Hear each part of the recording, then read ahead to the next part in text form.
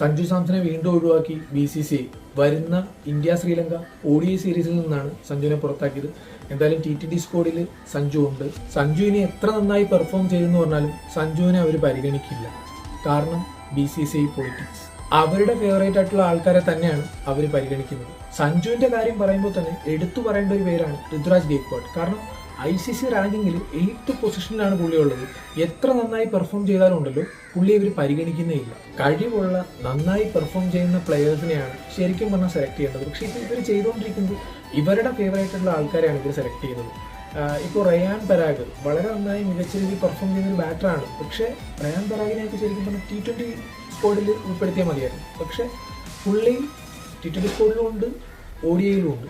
ഇവിടെ പരാഗ് മോശമാണെന്നല്ല പറയുന്നത്, പക്ഷെ പരാഗിനേക്കാളും ODI സ്ക്വാഡിൽ കയറാൻ എന്തുകൊണ്ടും യോഗ്യരാണ് സഞ്ജു സാംസണും ഋതുരാജ് ഗെയ്ക്വാഡും. ഈ വിഷയത്തിൽ നിങ്ങളുടെ അഭിപ്രായം എന്താണെങ്കിലും കമന്റ് ചെയ്യാൻ മറക്കണേ.